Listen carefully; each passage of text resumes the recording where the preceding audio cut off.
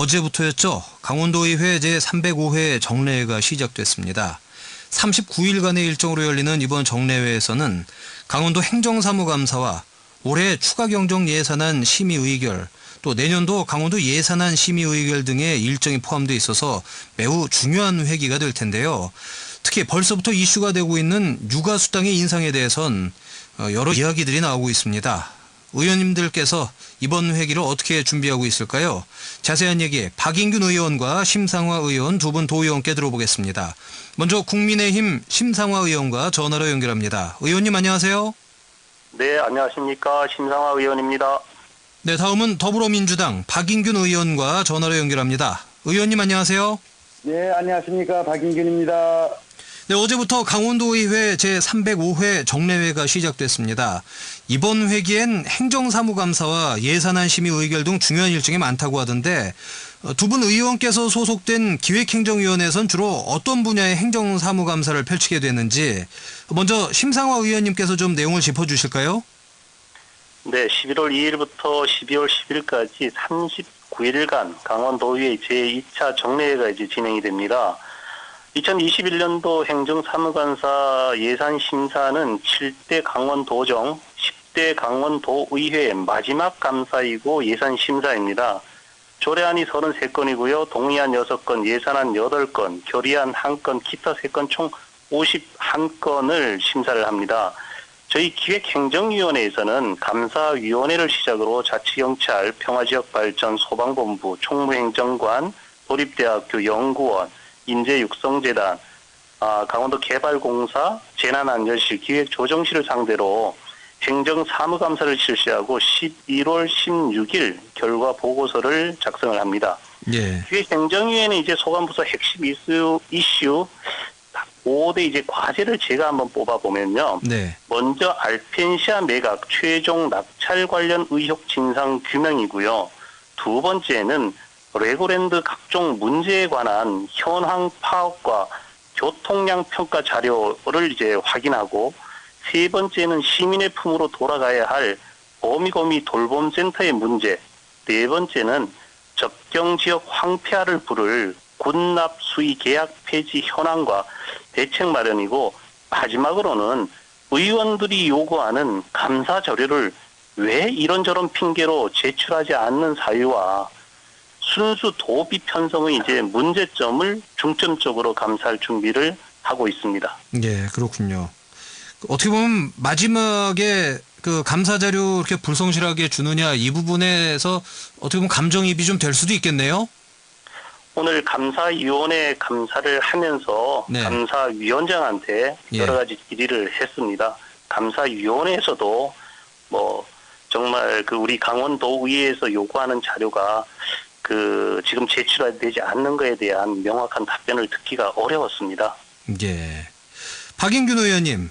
네네. 예, 도에서 출연한 외부 기관의 행정사무감사, 여기에선 주로 어떤 점에 초점을 맞춰 진행을 하게 되나요? 예. 어차피 올해 이제 사업을 진행하거나 또는 이제 이미 끝난 그런 사업에 대해서 업무 보고를 받고 자료 제출도 하고 또 질의응답도 하고 또 이제 점검도 하고 확인, 동료, 그 다음에 잘못이 없는가, 또 이게 올바른 방향인가, 이런 이 사업 전반에 대해서 이 검토를 하고 살펴볼 것인데요.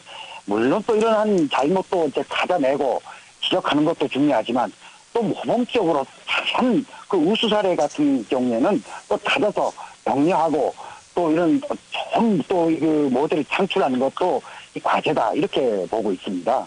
예.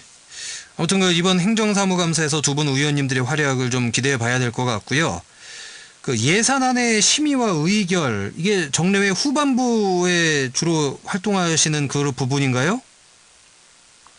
네, 먼저는 행정사무조사가 있고요. 네네네. 그다음에 이제 예산안 심사가 이어집니다. 예. 상임위 예산안 심사가 끝나면 예결위 예산안 심사가 있고 본회의에서 또 진행되고 이렇습니다. 네, 여기서 또 계속 이제 얘기가 나오는 게 육아수당 인상 문제인데, 도에서 지난해에 이어 올해도 10만 원 인상안을 제출했죠. 네, 그렇습니다. 올라왔습니다. 네네네. 육아수당 인상에 대해서 어떻게 생각하시는지 먼저 심상화 의원님 말씀하시고 박인균 의원님이 반론을 좀 제기해 주실까요? 네, 그렇게 하겠습니다. 네네. 네, 강원도는 내년도 육아수당 10만 원 인상을 추진 중입니다. 네. 육아기본수당은 2019년부터 강원도가 전국 최초로 시행한 제도입니다. 예. 출생 후 48개월까지 일정 금액을 도와 시군에서 지원하는 제도입니다. 2019년과 2020년에는 월 30만 원이었지만 올해는 월 40만 원, 내년에는 월 50만 원씩 지급하겠다는 것이 강원도의 계획입니다. 2018년 육아기본수당을 설계할 때의 지원 금액은 월 70만 원이었는데 예. 보건복지부에서 지원 단가의 적정성, 사업 효과를 측정할 수 있는 객관적인 지표 마련, 또 도내 18개 시군에서 출산 장려금과의 중복 지급, 또 지급 시기의 형평성 등의 여러 가지 문제를 지적하고 보완을 주문하면서 어려움을 이제 겪은 사업인데요. 네. 감사원과 강원도의회 내에서도 육아기본수당의 효율성에 대해 우려하고 있습니다. 내년도 수당을 50만 원으로 올리면 필요한 예산이 한 해 1,600억 원에 이릅니다. 예. 강원도 재정 자립도가 전국 17개 시도 중 16번째인데 사업 예산은 한정되어 있습니다. 따라서 사업의 효율성 또 우선순위를 간과해서는 안 될 것이고요. 예산의 문제가 없다면 50만 원이 아니라 500만 원이라도 강원도 인구 정책을 위해서 투입해야 하지만 강원도의 재정 규모 또 청년 일자리 예산 등 현실이 육아기본수당을 계속하기에는 어려움이 있는 그런 실정입니다. 예. 그 지금 말씀하신 것 중에 누군들도 안 주고 싶겠냐. 그런데 그 한정된 정해진 예산을 어떻게든 간에 효율적으로 쓰다 보니까 50만 원씩은 좀 무리인 것 같다 이런 말씀이신 것 같은데 혹시 이것에 대해서 박인균 의원님 혹시 하실 말씀 있으신가요? 예, 우리 그 심상화 의원님께서 뭐 자세하게 설명을 해주시고 이랬는데 이 반쯤은 저도 뭐 동일한 거고 또 반쯤은 좀 이 동의하기 어려운 부분이 있는데요. 예. 우리 심상화 의원님이나 저나 우리 강원도의 인구 소멸, 출산율의 저조 뭐 이런 위기감은 다 똑같이 공감합니다. 이 공감을 하는데 이 지금까지 이제 30만 원 또는 이제 40만 원 이제 다음엔 50만 원으로 올려주겠다. 뭐 이제 이런 안인데요. 여기에 대해서 물론 그렇습니다. 이 육아수당이 이 인구 소멸 또는 지역 소멸을 막고 출산율을 높이는데 이 뭐 만병통치약은 아닙니다. 이 뭐 복합적으로 사용해야 할 그 과제 중에 하나죠. 그렇다고 이런 부분에 대해서 다른 데서 낭비하지 말고 이 10만 원 정도 그게 큰 뭐 강원도의 재정적 부담이 될까 이런 생각을 갖습니다. 우리가 그런 어떤 인구 절벽 또 어떤 소멸 이런 것들 공감을 한다면 10만 원 정도는 좀 과감하게 좀 해보자. 물론 여기에 그쳐서는 안 되죠. 기타 어떤 청년 실업, 출산, 그 다음에 육아, 주택 이런 게 같이 돼야겠지만 그렇다고 이걸 10만 원 가지고 하지 말자. 이거는 조금 이 궁색한 변명인 것 같습니다. 예. 그러니까 박인균 의원님께서는 10만 원 정도 인상해도 도 예산에 큰 문제는 없을 거다 이런 말씀이신 거죠? 네, 그렇습니다. 네, 육아 수당을 더 주거나 뭐 이렇게 해야 된다는 것에서 많은 분들이 반대하지는 않으실 거예요. 근데 방법의 차이인 것 같고. 네, 심상호 의원님 뭐 하실 말씀 있으신가요? 네, 맞습니다. 그런데 10만 원 인상 이렇게 하면 여러 이제 강원도민들께서 뭐 10만 원 정도를 더 들여서 투입해가지고 인구가 좀 더 늘어나면 얼마나 좋겠는가 이렇게 말씀을 하실 겁니다. 예. 그런데 그 예산이라는 효율성의 문제가 가장 중요한 거거든요. 첫 번째는 2019년부터 2020년까지 쏟아부은 강원도 예산이 무려 3천억이 넘습니다. 네. 올해도 지금 내년에 더 지금 그 50만 원으로 인상이 된다 그러면 한 1,600억 원 정도가 이르는데 도비가 1,100억이 되고요. 시군비가 500억이 넘어갑니다. 지금 시군에서는 강원도에서는 어떻든 예산을 쥐어짜가지고 최문순 지사의 공약 사업을 완성하기 위해서 할 수는 있겠지만 예. 시군에서는 재정적으로 여력이 지금 없습니다. 두 번째 문제는 지금 이만큼 예산을 투입했는데 결국 도내 출생률이 높아졌느냐? 사실 높아지지 않고 6개월 연속 감소됐거든요. 예. 정기금 평균보다 무려 2.8%가 낮아 있다는 이런 문제점을 지적하지 않을 수가 없습니다. 예. 그 육아 수당은 그 지난해에도 이게 계속 이슈가 됐었죠. 그렇지 않나요? 예, 계속해서 그렇습니다. 이슈가 됐던 사업이고 이 예산안이 전액 삭감됐다가 네. 예결위에서 새로 살아 돌아온 그런 여러 문제가 많았던 그런 사업입니다. 이게 또 조례 개정이 늦어지면서 육아 수당 인상분을 나중에 소급해서 지급하는 일도 있었죠. 네, 네, 그렇습니다. 그런 일이 많이 있었죠. 예. 네. 자, 지금 두 분이 어쨌든 간에 조금씩 생각이 다르신 것 같아서 그 예년에 반복됐던 그런 문제가 올해도 또 되풀이되는 게 아닌가 좀 걱정도 되는데 어떻게 이번에는 이렇게 좀 합의가 잘 될 수 있을까요? 어떻게 이번에는 박인균 의원님께서 먼저 말씀을 좀 해주실까요? 어떻게 여당과 네. 야당에서 어떻게 합의가 잘 될까요?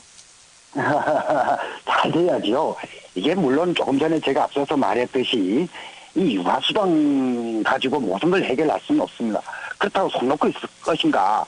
이 육아수당도 조금 올리고 기타 주택이라든가 이 실업 문제라든가 이런 것도 동시에 해결해야죠.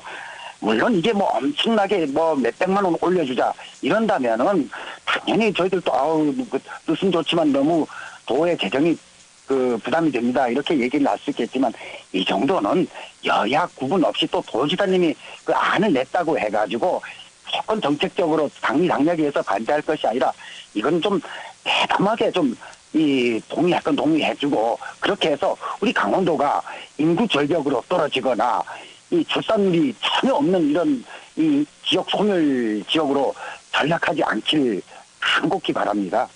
예. 박인균 의원님께서 이렇게 말씀해 주셨고 심상호 의원님 뭐 추가로 하실 말씀 없으면 다음 얘기로 넘어갈까요? 네, 조금만 빨리 제가 좀 말씀을 드리겠습니다. 육아 기본 수당을 우리 국민의힘에서 반대하는 것은 아닙니다.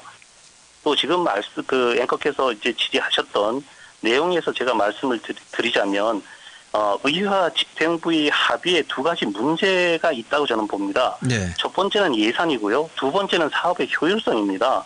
강원도는 예산이 적고 육아 기본 수당 평가 지금 보고서를 살펴보면 또 이 사업의 효율성도 부족합니다.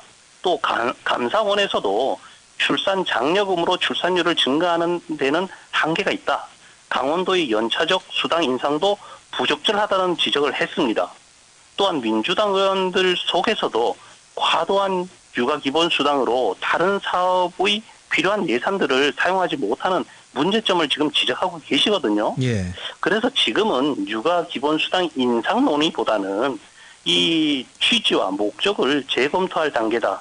저는 이렇게 말씀드리고 싶습니다. 네. 그 예산을 투입하는 만큼 이렇게 바로 가시적인 효과가 나타나면 서로 이렇게 좀 얘기하기도 껄끄럽지 않고 좋을 것 같은데 조금 전에 심상호 의원님 말씀하신 것처럼 오히려 뭐 몇 개월째 감소세다 이렇게 말씀을 하시니까 참 여기서 좀 고민이 좀 되는 지점인 것 같고요. 또 일부 전문가들은 출산보다 오히려 결혼에 초점을 맞춰야 한다 이런 또 지적도 있는데 지금 강원도가 추진하고 있는 인구 정책에 대해서 어떻게 생각을 하시는지 이번에도 심상호 의원님 먼저 말씀을 하시고 박인균 의원님이 반론을 펴시는 게 맞겠죠? 예, 뭐 그렇게 네네. 해도 상관없습니다. 그게 맞다고 보는데요. 육아 기본 수당의 취지는 강원도의 인구 증가입니다. 예. 또 취지에 대해서는 저는 이견이 없습니다. 예. 하지만 출산 장려를 위해서 현금 지급은 의미가 없다. 또 2019년 출생아 수는 2018년보다 68명이 줄었습니다. 네. 2016년부터 2019년까지 연간 출생아 수는 계속해서 줄어들다가 2019년도 들어서는 감소폭이 상당히 줄어들었습니다. 네. 그런데 여기에서 짚어봐야 될 게 무엇이냐면요. 원주와 횡성군의 경우에는 2019년에 출생아 수가 늘어납니다. 이 시기에 원주 횡성의 출생아 수가 급격하게 증가한 이유는 육아 기본 수당 지급 효과보다는 최근 꾸준히 증가한 원주 혁신센터 도시, 혁신도시, 또 예. 이 기업 도시 등으로 외부 유입 인구 증가로 보인다는 게 이제 전문가의 이제 의견이고요. 예. 결국 출산 장려 방안은 수도권 기업을 많이 유치하고 중소기업에 행정과 예산 지원을 아끼지 말고 강원도 내 산업단지, 농공단지 등에 청년들의 양질의 일자리를 만들고 늘리면 청년들의 결혼율도 증가하고 또 자연스럽게 출산화도 늘어날 것이다. 이것이 결국 전문가들의 의견입니다. 예. 박인균 의원님 뭐 하실 말씀 있으신가요? 예, 예. 뭐, 우리 그 심상아 의원님 의견에 적극 그 동의를 하는데요. 네. 조금 덧붙여서 얘기를 하자면 원주 같은 경우에는 예. 조금 전에 혁신도시뿐만 아니라 어떤 지리적으로 수도권하고 상당히 근접하죠. 네. 그렇기 때문에 그러한 장점들이 있고 그러다 보니까 기업이나 법인들이 쉽게 이전을 하고 또 거기에 따라서 일자리가 생겨나고 또한 그럼 거기에 따라서 인구가 유입이 되고 이런 어떤 복합적인 요인이 있습니다. 그러나 그 외에 이 수도권과 좀 거리가 있다. 이런 것은 잘 지금 계속 감소와 지역 소멸 위기에 빠져 있죠.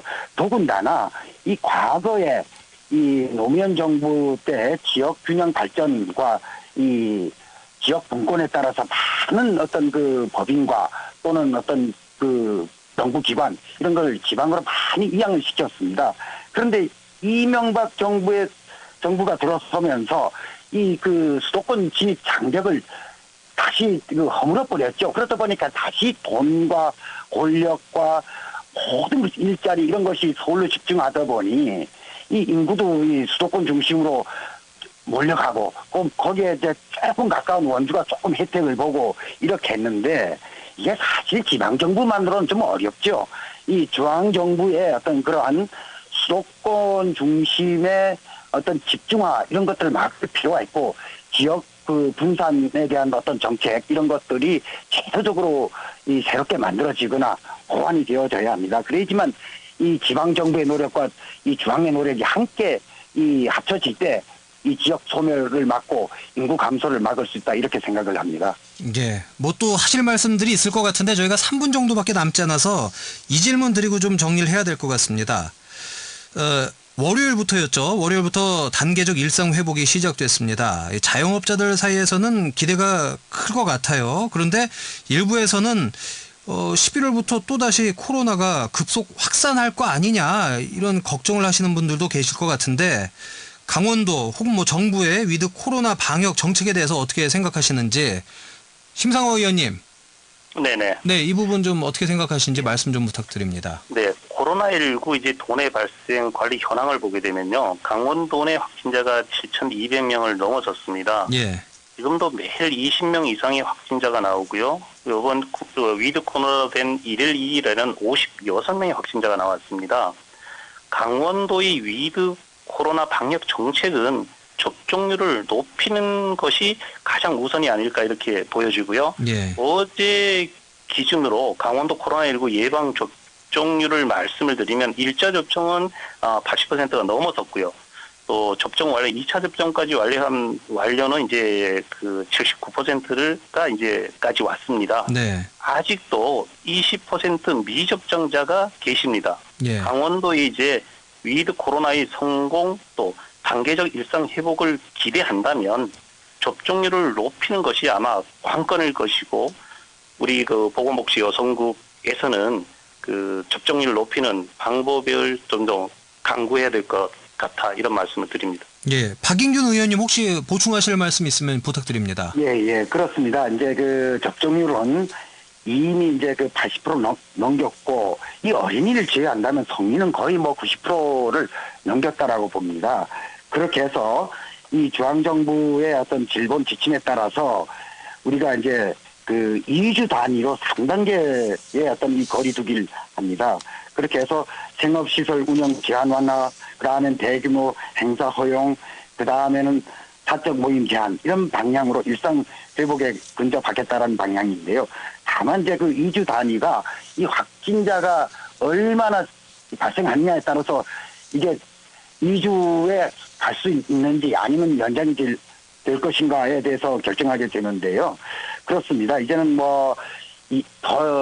대부분 이 확진자보다는 이제는 중증 환자에 대한 관리 그리고 이제 이 어지간한 가벼운 증상자는 자가 치료를 하게 되고 이렇게 이제 변하고 있습니다. 다만 우리가 이제 우리가 그 일상 회복에 가고 또 단계를 앞당기기 위해서는 좀 더 아직까지 마스크를 쓴다라든가 예. 또 밀집돼서 어떤 이 대청을 하거나 유흥가에서 공방가를 하거나 이런 것들은 삼가해야겠죠. 예, 알겠습니다. 자, 시간이 더 돼서 여기서 정리하겠습니다. 지금까지 박인균 의원님, 심상화 의원님 두 분과 함께했습니다. 오늘 고맙습니다. 네, 감사합니다. 네, 감사합니다.